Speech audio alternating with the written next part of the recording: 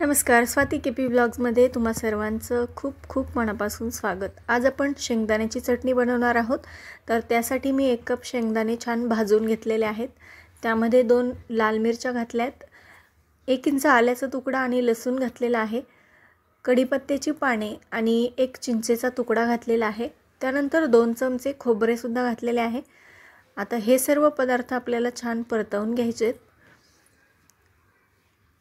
आपण हे सर्व छान परतवून घेऊयात।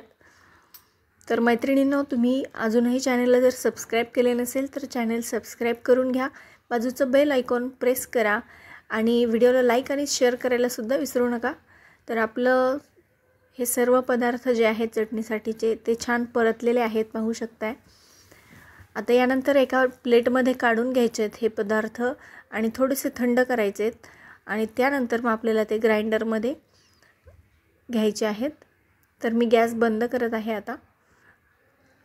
तर सर्व पदार्थ थंड झालेले आहेत। त्यानंतर मी आता हे मिक्सर ग्राइंडरमध्ये ट्रान्सफर करत आहे आणि आता यामध्ये आपल्याला मीठ घालायचं आहे चवीनुसार।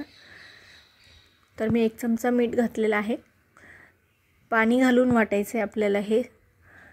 तर थोडंसं मिक्सरला फिरवून घेणार आहे आणि त्यानंतर मी यामध्ये लाल तिखट घातले 1 चमचाभर आणि काश्मीरी लाल तिखट सुद्धा घातले 1 चमचाभर आणि आता छान पुन्हा एकदा बारीक वाटून घेतले।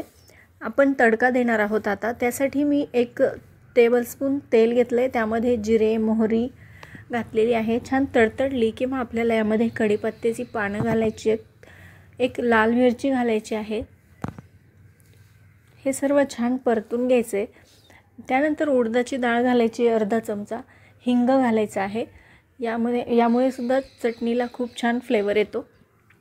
तर नक्कीच या पद्धतीने तुम्ही चटणी करून पहा। तर आपला तडका छान रेडी होतोय। यातली डाळ आणि सर्व बाकीचे जे गोष्टी आहेत त्या छान परतल्या आहेत, तडतडल्या आहेत। गॅस बंद केलाय मी आणि आता आपण हे चटणीवरती पोर करणार आहोत।